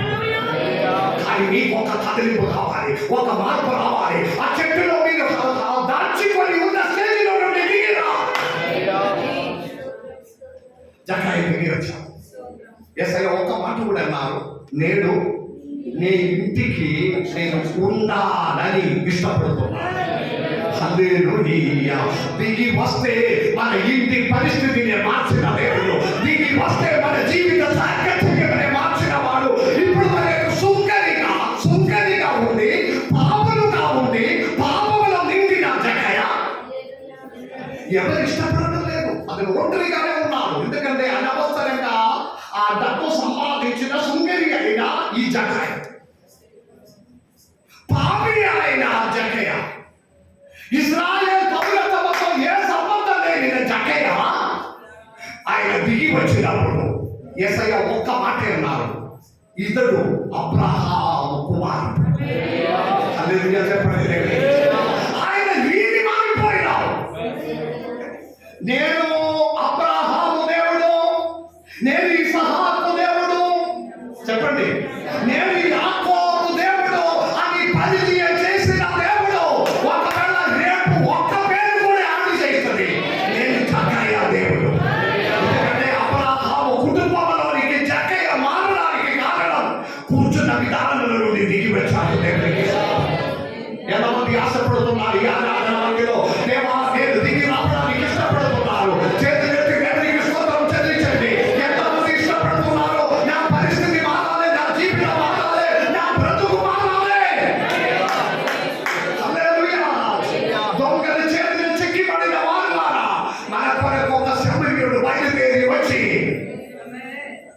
తీసుకెళ్ళి సమర్పించి చేతిలో ఉన్న డబ్బంతా ఇవ్వేసి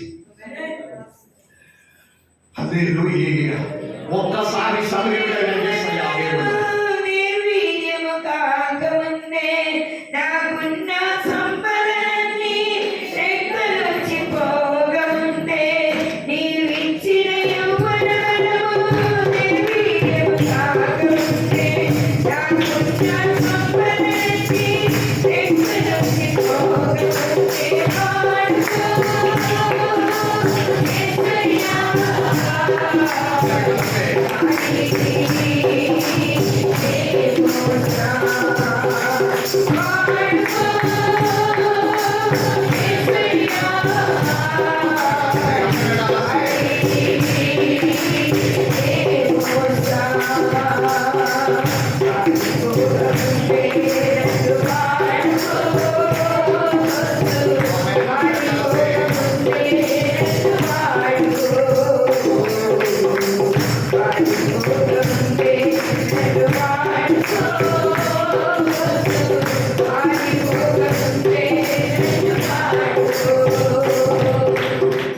ఎంతమంది పాడుతున్నారు? ఎంతమంది ఆత్మలో కోరుకున్నారు? దేవా నా కళ్ళు పోయక ముందు వాడిపోక ముందు నన్ను ఒకసారి వాడుకోవేవా. ఆ చెట్టు మీద నుండి దిగి రావడానికి నేను ఇష్టపడుతున్నాను. ఒక్క అడుగు మనకు దేవుని కొరకు పెడితే అవునప్పుడు మన కొరకు 10 అడుగు పెట్టడానికి ఇష్టపడుతున్నా దేవుడు. మన బుద్ధిని మార్చడానికి, సాధ్యతని మార్చడానికి శక్తి కలిగిన ఒక దేవుడు ఉన్నాడని నమ్మిన వారు ఆత్మలో పాడి చూపించాలి. దేవా వాడిపోక ముందే నన్ను వాడుకో, నీ కొరకు వాడుకో దేవా. ఒకసారి పాడదామా? అందరం కలిసి ఆత్మలో పాడదామా? ఒక చరణం కూడా మనం కలిసి పాడి దేవుని ఆరాధించుకుందాం. ఆరాధించినప్పుడు విడుదల ఉంది దేవునికి స్తోత్రం. ఆరాధించినప్పుడు సౌఖ్యం ఉంది. ఆరాధించినప్పుడు విరోధంగా పోరాడిన ప్రతి శత్రువు కూలిపోవడానికి ఆరాధన సరిపోయినదే. హల్లెలూయా. చేతులు తీసుకొచ్చిన వారి చప్పట్లు కొట్టి ఆరాధించండి. Praise the lord, praise the Lord. వాడుకోకముందే నన్ను వాడుకో.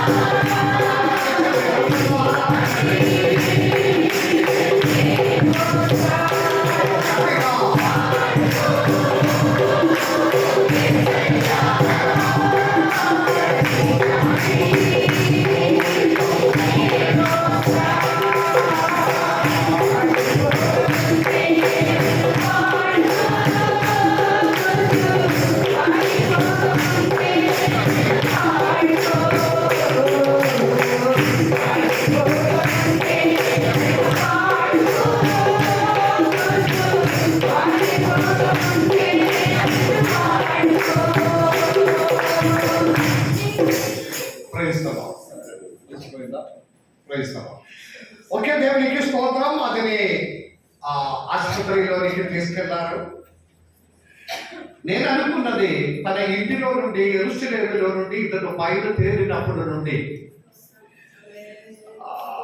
ఒకవేళ రాత్రి డాడీ మమ్మీ వారు ఒప్పుకోవడం లేదు, నూతన ఐడియాస్, నూతన ప్లానింగ్, నూతన విషయములందరూ ఒప్పుకోవలేదు అని తెలిసిన ఇతను ఎవరితో చెప్పకుండా సంపాదించి తన బాగిలో పెట్టిన డబ్బందయ్య దొంగలు తీసుకెళ్లి అంత ప్రాణుడుగా అతని విడిచిపెట్టారు. రాత్రి ఇంటిలో నుండి బయలుదేరినప్పుడు ఎవరితో చెప్పకుండా నేను అనుకున్నాను తన బెడ్ మీద 2 పిల్లో పెట్టి దాని మీద ఒక దుప్పటి కప్పి మంచిగా పడుకున్నట్లుగా చూపించి ఏ స్వరం వినబడకుండా బయటకు వచ్చి మాట్లాడి పెట్టిన ఫ్రెండ్ బైక్ మీద ఎక్కి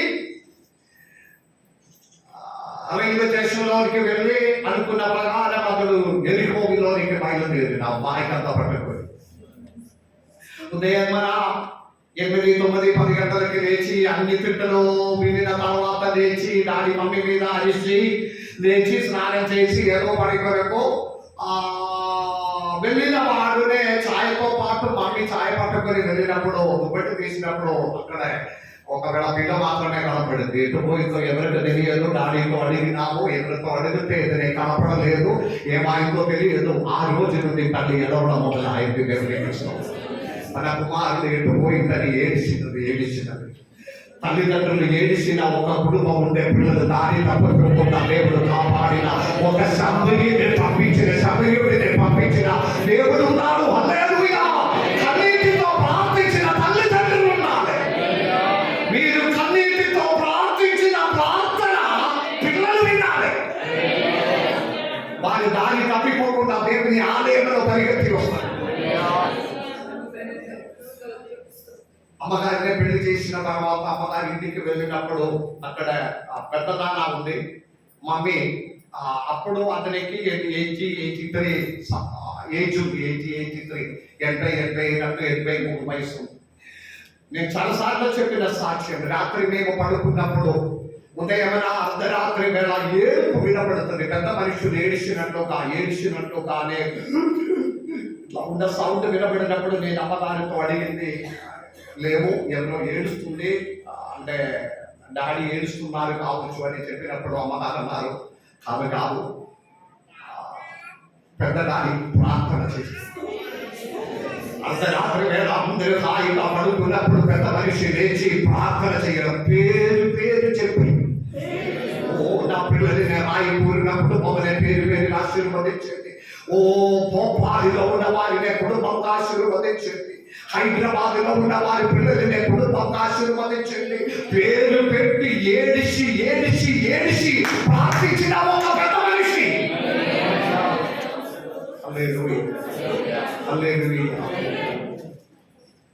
కుటుంబం ఏది చిన్నపోలేదు, తరములనే దేవుడు ఆశీర్వదించు.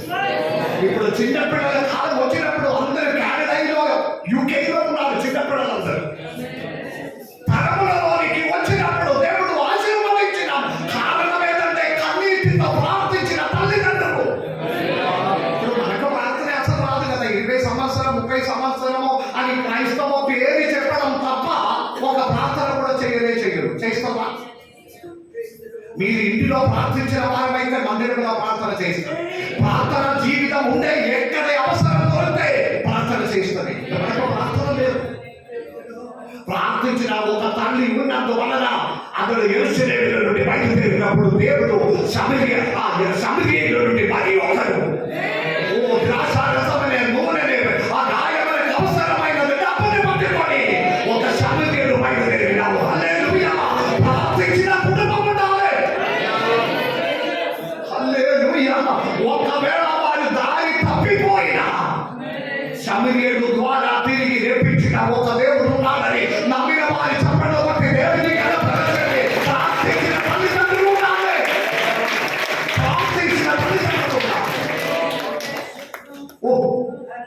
సమరియలు నుంచి అతన్ని తీసుకెళ్లి హాస్పిటల్లో అడ్మిట్ చేసి ఒక మాట కూడా చెప్పిపోయింది, నేను అర్జెంట్ ఒక వర్క్ కొరకు వెళ్తున్నాను, ఇది నేను ట్రీట్మెంట్ చేయాలి. అధికం ఏదైనా ఖర్చు అయితే ఏమంత చెప్పిపోయింది, అధికం ఏదైనా ఖర్చు అయితే నేను తిరిగి వచ్చినప్పుడు అది కూడా నేను ఇస్తాను. ప్రస్తుతం ప్రసంగం మాత్రం చేసిన దేవుడు కాదు, మీ భవిష్యత్తు కొరకు కూడా కార్యములు చేసిన ఒక దేవుడు ఉన్నాడని నమ్మాలి. మీ భవిష్యత్తునే కూడా కాపాడిన దేవుడు ఉన్నాడు. మీ పిల్లలు పుట్టక ఉంటే వారి భవిష్యత్తుని దేవుడు రాసి పెట్టి ఉన్నాడు. దొంగల చేతులు చిక్కిపోకుండా జాగ్రత్తగా ఉంటారు. రెండవ వ్యక్తి లూకాసు వార్త 15వ అధ్యాయం, త్వరగా చెప్పి ముగిస్తాను. 24వ వచనం. లూకాసు వార్త 15వ అధ్యాయం 24వ వచనం. ఇతడు చనిపోయినవాడు, ఇదిగో నా కుమారుడు చనిపోయి ఉన్నాడు కానీ మరలా బ్రతికినాడు. ఇతడు సగం చనిపోయి ఇప్పుడు బ్రతికించిన. సగం చనిపోయిన వారు ఉన్నారా? ఆత్మీయంగా నేను మాట్లాడు. ఆత్మీయంగా పూర్తిగా చనిపోయిన వారు హల్లెలూయా బ్రతికించిన ఒక దేవుడు ఉన్నాడు. ఈ 15వ అధ్యాయంలో 3 ఉపమానాలు. ఈ 3 ఉపమానములో 2 ఉపమానమే, ఒకటి ఒక సంఘటన. అధ్యాయంలో 15వ అధ్యాయం 4వ వచనం ఒకసారి చూడండి. మీలో ఏ మనుషునికైనను 100 గొర్రెలు కలిగి ఉండగా వాటిలో ఒకటి తప్పిపోయిన ఒక మనుషునికైనను 100 గొర్రెలు కలిగి ఉండగా, వాటిలో ఒకటి అంటే ఒక కథ చెప్పినట్లుగా ఒక మనిషికి 100 గొర్రెలు ఉంటుందని అనుకోండి, దానిలో ఒకటి తప్పిపోయిన ఈ 99ని పక్కన పెట్టి తప్పిపోయిన ఒక గొర్రెకు దొరికితే ఫ్రెండ్స్ అందరినీ పిలిచి, నాకు తప్పిపోయిన ఆ గొర్రెనే మనకు మరలా దొరికింది, మీరు నాతో పాటు సంతోషం. రెండవది కూడా 8వ వచనం. ఏ స్త్రీకైనను 10 వెండి నాణెములుండగా మళ్ళీ చదవండి. ఏ స్త్రీకైనను ఏ స్త్రీకైనను 10 వెండి నాణెములుండగా ఆ వెండి నాణ్యములు ఉండగా వాటిలో ఒక నాణెము పోగొట్టుకుంటే ఎగ్జాంపుల్ పోగొట్టుకుంటే ఆమె దీపం వెలిగించి ఇల్లు ఊడ్చి అది దొరికి వరకు జాగ్రత్తగా వెతకదా కదా. అంటే ఎగ్జాంపుల్ ఒక ఉపమానయుడిగా ఒక కథ చెప్పినట్టుగా చెప్తే 11వ వచనంలో ఒక రియాలిటీ చెప్తున్నా. మరియు ఆయన ఇట్లను ఒక మనుషునికి 2 కుమారులు ఉంది. అదొక సంఘటన. హల్లెలూయా. దానిలో చిన్నవాడు, కథ చరిత్ర అంతా మనకు తెలుసు, చిన్నవాడు నాకు రావలసిన ఆస్తి ఇవ్వండి. ఈ మీతో పాటు ఉన్న సహవాసం ఏది నాకు అంత నచ్చలేదు. పొద్దున లేవాలి, ప్రార్థన చేయాలి, చర్చికి పోవాలి, నాకు ఒక లైఫ్ లేవా? మీరు చెప్పినట్టుగా మేముంటా కదా. 8-9 వరకు పడుకోవాలి, పాస్టర్ గారి దగ్గర పడుకుంటే 6 గంటలకు లేచి ప్రార్థన చేయాలి, రెడీ అవ్వాలి, చర్చికి పోవాలి. కాబట్టి నాకు ఒక లైఫ్ లేదా? మాకు ఇష్టానుసారంగా పడుకోవాలి, లేవాలి, ఇష్టం ఉంటే చర్చికి పోవాలి, లేకపోతే వద్దు, ఇష్టం ఉంటే ప్రార్థనకి పోవాలి, లేకపోతే వద్దు, ఇష్టం ఉంటే నా ఇష్టం లేదా? కొంత నేను మీ ఇష్టం మీ ఇష్టం మీ ఇష్టం మాత్రం నా ఆస్తి నాకు రావాల్సినది. తండ్రి తన ఆస్తిని 2 భాగంగా చేసి అడగలేని పెద్దవాడు కూడా ఇచ్చాడు. హల్లెలూయా. తనకున్న ఆస్తి చిన్నవాడు మనస్తత్వం ఏంటంటే అంటే తనకి ఫ్రీగా ఉంటాడు. తనే ఎదురు బెదిరించకూడదు, తనకి అందరినీ బెదిరించవచ్చు, తనకి ఎవరినైనా బెదిరించవచ్చు, నన్ను మాత్రం ఎవరు బెదిరించకూడదు, ఎవరు క్రమబద్ధత చెప్పకూడదు, ఎవరు నన్ను నా మీద కోపపడకూడదు, నాకైతే అందరితో కోపపడవచ్చు. ఇదే పద్ధతి ఇది. కొందరు స్త్రీ భార్యాభర్తల్లో కూడా భార్యాభర్తనే బాగా తిడుతుంది. ఎగ్జాంపుల్ చెప్తున్నా. భర్త భార్య మీద కోపం వచ్చినప్పుడల్లా తిడుతుంది, భార్య మాత్రం అన్ని విని సైలెంట్గా ఉండాలి. ఇదే పద్ధతి. భర్తకి తిట్టడానికి పర్మిషన్ ఉంటే అదే సౌండ్లో భార్య కూడా తిట్టాలి, పంచుకోవాలి.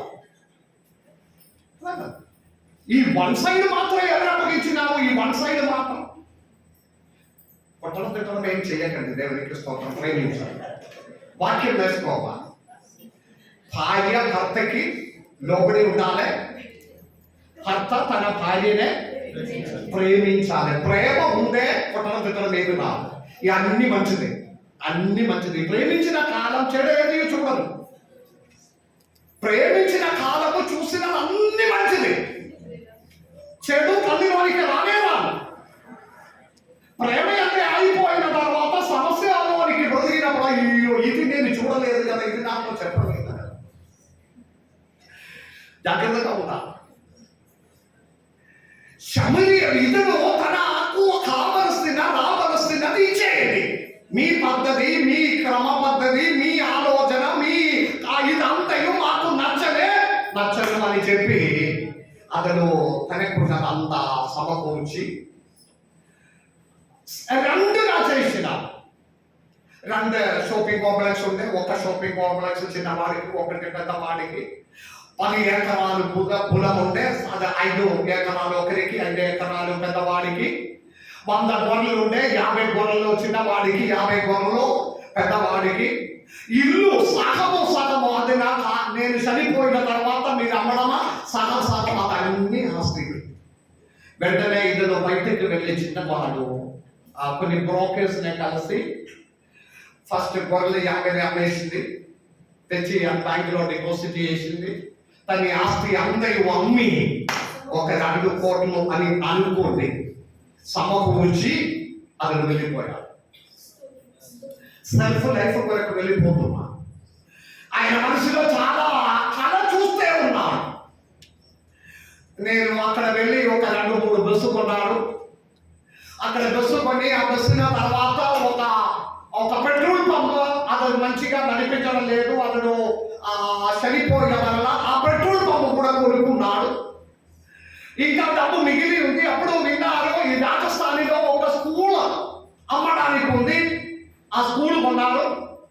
స్కూల్ కొని 10-20 టీచర్స్ ఉంది, 500 పైన పిల్లలు ఉన్నాడు. ఇప్పుడు అది సరిగా నడిపించడం లేదు, బిల్డింగ్ కూడా ఉంది. అది కొంటే బాగుంటుందని ఫ్రెండ్స్ కొందరు చెప్పినాము. రాజస్థాన్ లో పోయి అది కొని పెట్టింది. తర్వాత ఇంకా డబ్బు మిగిలినప్పుడే కన్నారు కోడి ఫామ్ మొదలు పెడితే ఇంకా లాభం ఉంటుందన్నారు. సిటీలోనికి పోయి కోడి ఫామ్ మొదలు పెట్టింది. ఒక 2-3 బస్సు కొన్నాను, అదే టూరిస్ట్ బస్సు. దాన్ని కొన్ని బిజినెస్ మొదలు పెట్టినా. నేను ఎగ్జాంపుల్ చెప్తున్నాను, ఇదంతా బైబిల్లో ఉన్నానా అని మీరు అడగకండి. నానా విధంగా చేసిందని ఉంది. ఆ వాక్యంలో ఆ డబ్బు అంతయో దుర్వ్యాపారం చేసిందని ఉన్న దానిని నేను కొంచెం ఎక్స్ట్రా కల్పించుతున్నాను. దేవునికి స్తోత్రం. కొన్ని కాలంలో నడిపించినప్పుడే బెస యాక్సిడెంట్ అయింది. ఒక 4-5 చనిపోయినాం. కేసు అయింది, ప్రాబ్లం అయింది. అప్పుడు ఈ కేసులో నుండి బయటకు రావడానికి రాజకీయ నాయకులనే రూలింగ్ పార్టీ దగ్గరికి వెళ్ళి వారు అడిగినదంతా కార్యమని చేసి మాట్లాడినప్పుడే ఆపోజిషన్ పార్టీ ఉన్నారు, మేము కూడా ఏంట రావాలి, మాకు పార్టీ పెట్టాలి అని పెట్టి అది అంతా చేసినాం. అది చేసి ఆయనకప్పుడు నడిపించడానికి ఇంకొక 2 బస్సు కూడా అమ్మవలసిన వచ్చేసింది. అది కూడా అమ్మినాము. ఈ కేసు నడుస్తే ఉన్నాడు. అప్పుడు మరేమో ఈ బర్డ్ ఫ్లూ వచ్చింది. ఏంటిది? కోడి ఫ్లూ వచ్చింది. ఆ ఫామ్ లో ఉన్న కోడి అంతా చచ్చిపోయింది. మళ్ళీ ఆ ప్రాబ్లం అయింది కదా, మరి ఎవరు తీసుకోవడం లేదు, అది పోయినాము. ఆ టైంలోనికి కరోనా వచ్చింది. రాజస్థాన్ స్కూల్ కూడా మూసేసింది. కేసు నడుస్తున్నాను, కోడి ఫామ్ పోయినాము, బస్సు అంతా పోయినాము, స్కూల్ గంట అయినాము, డబ్బు లేదు, ఫ్రెండ్స్ కూడా వెళ్ళిపోయినాము. కేసు నడిపించడానికి డబ్బు లేకుండా ఫ్రెండ్స్ తో అడిగినప్పుడు ఎవరు కూడా హెల్ప్ చేయట్లేదు. అందరు ఇక్కడ ఉన్నారా? తర్వాత కోడి ఫామ్ నడిపించినప్పుడు పంది ఫామిని గురించి విన్నాను. అది కూడా కొనాలని ఒకప్పుడు ఆలోచన ఉంది, కానీ దానిలోనికి పోవలేదు. తర్వాత ఆ ఫామ్ నడిపించిన ఫ్రెండ్ అప్పుడప్పుడు కలిసిన వారు, బ్యాంకులో కలిసిన వారి దగ్గరికి వెళ్ళి, నాకు ఇప్పుడు పరిస్థితి బాగలేదు, ఏదైనా ఒక పని ఇస్తావా, ఇక్కడ పని ఏం లేదు పో చెప్పి పంపించిన. లాస్ట్ అక్కడ చాలా మంది పని మనుషులు ఉన్నాడు. పందిని కాపుల వాడు, అమ్మిన వాడు, పందికి భోజనం పెట్టిన అన్నం పెట్టి అక్కడ ఇక్కడ ఎంత హోటల్కి వెళ్ళి హోటల్లో ఉన్న వేస్ట్ అంతా కలెక్ట్ చేసి టెంపోయిన తీసుకువచ్చి ఈ పందికి ఈ పిగ్గికి ఇచ్చిన ఆ పని లాస్ట్ ఇతనికి ఇచ్చారు. ఈ పని చేయి, హోటల్ అన్ని వేస్ట్ పోయి మున్సిపాలిటీలో హోటల్ వెనక ఉన్న వేస్ట్ అంతా తీసుకువచ్చి పందికి ఇవ్వమని చెప్పి ఈ పని ఇచ్చారు. బయలుదేరినప్పుడు కోటలు చేతులు పట్టుకొని బయలుదేరినప్పుడు ఇంటిలో లుంగి కట్టుకొని వాడు సోటు వేసుకొని పోయినాము. కోట్లు 2 కోట్లు ఉంది చేతిలో, ఆస్తి అంతా 2 కోట్లు ఉంది. ముందున్న ఆ సంప్రదాయం కాదు, మొత్తం మారిపోయినాడు. ఇప్పుడు సూట్లోనే ఉన్నాడు. ఇప్పుడు అంతా పోయిన తర్వాత పంది దాన్ని చూపిన పని అని పంది తిండి నెలలు కూడా తినడానికి సిద్ధపరచాడు, కానీ యజమానుడు కోపపడుతున్నారు. ఇది పందికున్నది, మీకున్నది కాదు. హల్లెలూయా. అందరూ ఇక్కడ ఉన్నారా? పూర్తిగా చచ్చిపోయిన వారు. తర్వాత ఒక్క రోజులో వాక్యంలో మాట్లాడుతుంది, బుద్ధి వచ్చినప్పుడు. ఒక స్తోత్రం చెల్లిస్తావా? ఆ వాక్యం అంతా చదివించడానికి సమయం లేదు. బుద్ధి వచ్చినప్పుడు తన తండ్రి ఇంటి గురించి జ్ఞాపకం వచ్చింది. హల్లెలూయా. ఒక నిమిషం ఒక మర్మం చెప్తా.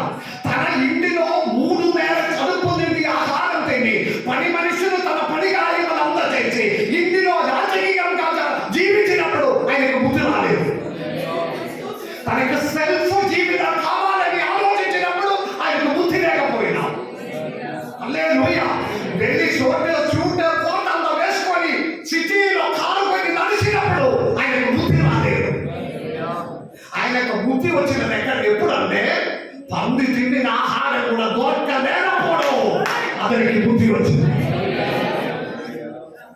హల్లెలూయా. అందరు ఇక్కడ ఉన్నారా? అప్పుడు అతను జ్ఞాపకం చేసింది. ఒక మర్మం చెప్తా. మనుష్యుడు దేవునిలోనికి రావాలంటే ఈ స్టేజ్ రావాలి. ఈ స్టేజ్ వాక్యం విని మారిన వాళ్ళు ఉన్నారా? ఒక వాక్యం వినిన తర్వాత నేను మారుతా అని అనుకున్న వారు ఈ కాలంలో లేదు. లేనే లేదు. 1, 2 ఉండేనే ఉండు. మొన్న మాట్లాడినప్పుడు విజయ సాక్ష్యం అదే చెప్పినా. మన సంఘంలో ఒక మంచి సాక్ష్యం విజయ. నేను చాలాసార్లు చెప్పినా. బాబు ఇక్కడ చదివినప్పుడు, ఋతిక్ ఇక్కడ చదివినప్పుడు భోజనం తీసుకువచ్చినది పిల్లలకు. చెట్టు కింద కూర్చోండి, శుక్రవారం ఆరాధన చెప్పిన వాక్యం విని 2-3 వారాల తర్వాత చెట్టు కింద నుండి గుమ్మం దగ్గర గేట్ దగ్గర వచ్చి కూర్చొని వాక్యం విన్నాను. 3-4 వారాల తర్వాత గేట్ దగ్గర నుండి గుమ్మం దగ్గరకు వచ్చి వాక్యం విన్నాను. నేను ఉన్నప్పుడే అడిగింది, విజయ మీరేలా మారుతుందంటే నేను మీరు చెప్పిన వాక్యం విని మారినాను. చాలా మందిని మార్చిన వాస్తవంలో, చాలా మందిని మార్చిన. ఇప్పుడు లక్ష్మణ్ కూడా దేవుడికి స్తోత్రం. హల్లెలూయా. జీవితం ఇతరులు మార్చినట్లుగానే ఉండాలి. హల్లెలూయా. ఈ కాలంలో వాక్యం విని అంతా కదిలిపబడుతుంది. ఈ రోజు పుస్తకాలు చెప్పిన వాక్యం విని మీరందరూ మారిపోతుందని అంత గొప్ప నమ్మకం ఏమి నాకు లేదు. కానీ ఒక్కరి కదిలిపబడితే పరలోక సంతోషించిన దినము. హల్లెలూయా. హల్లెలూయా.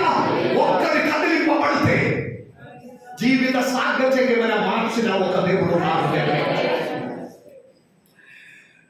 ఇతను బయలుదేరిన బుద్ధి వచ్చినప్పుడు తండ్రి దగ్గరికి బయలుదేరిన. ఇతను చెప్పిన ఒక మాట ఉంది, నేను ఇక్కడ పంది తిన్న ఆహారం కూడా దొరకకుండా, అది కూడా దొరకకుండా నేను బాధపడుతున్నా. నా తండ్రి ఇంటిలో చెప్పండి ఎందరు ఇక్కడ? నా తండ్రి ఇంటిలో ఎంతో మంది తిని మిగులుతున్నారు. నేనైతే ఇక్కడ ఆకలితో నేను చచ్చిపోతున్నాను. నేను లేచి వెళ్తాము.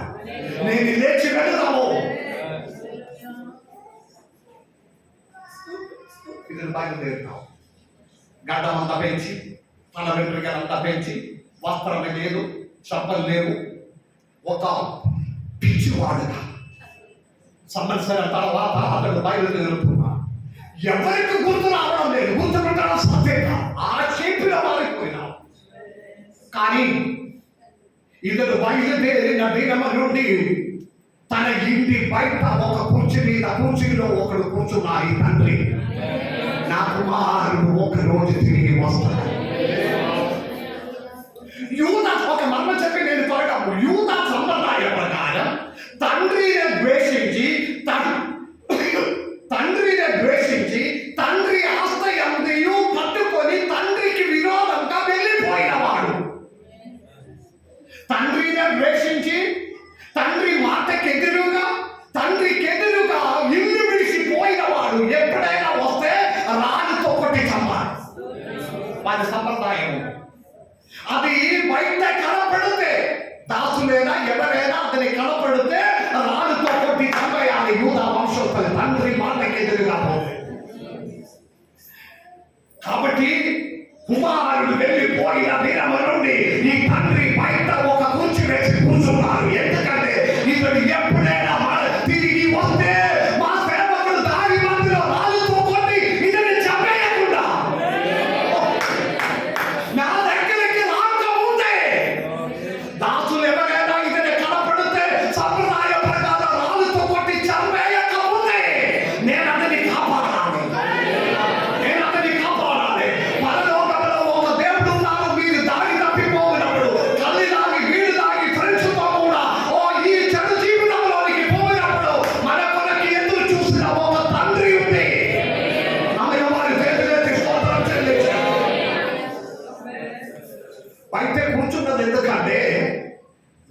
వచ్చినప్పుడు కనపడినప్పుడు పరిగెత్తి వెళ్ళడానికి ఎవరు చూస్తే అతను గుర్తుపెట్టదు. అంత సంవత్సరం దాటిపోయింది, భీకరమైన రూపంగా మారినావు. కానీ అతనిలో ఉన్న రక్తము తండ్రి రక్తము.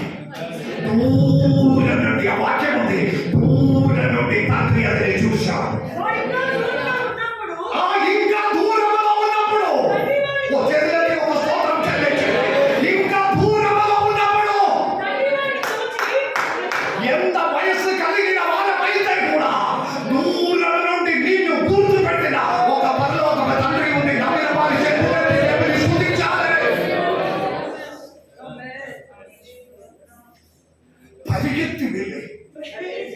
పరిగెత్తి వెళ్ళి ఇప్పుడు ఆయన ఈ ఒక స్కెల్టన్ దాకా మారిపోయింది.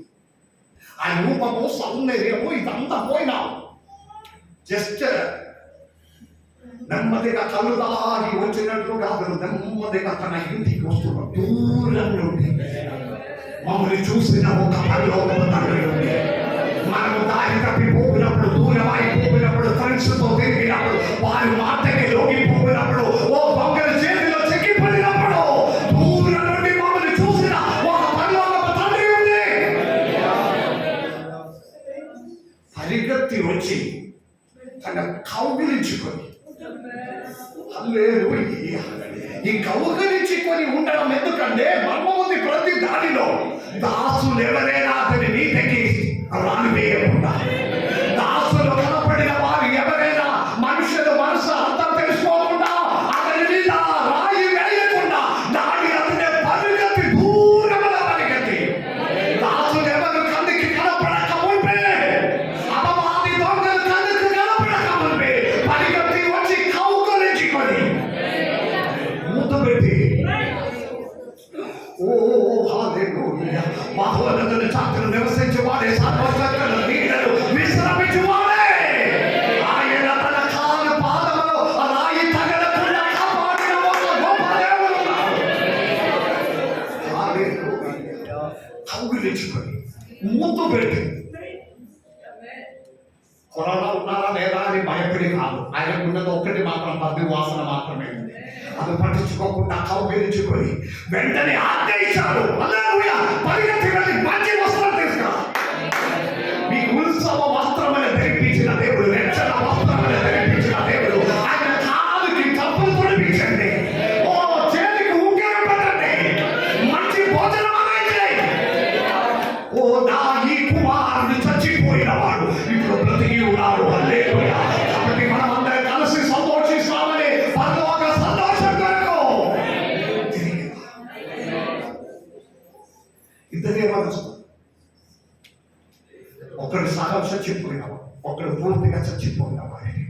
బ్రతికించిన ఒక దేవుడు ఉన్నారు. నమ్మిన వారి దేవునికి స్తోత్రం చెల్లించండి. ఒకసారి మనం ఆయన దగ్గరికి వస్తాం. ఆయన మమ్మల్ని కౌగిలించుకొని అన్ని ఆశీర్వాదాలని మరలా దయచేయడానికి శక్తి కలిగిన ఒక దేవుడు ఉన్నాడు. హల్లెలూయా! ఈ వాక్యం ద్వారా దేవుడు మన అందరినీ దీవించి ఆశీర్వదించును గాక. ఆమేన్.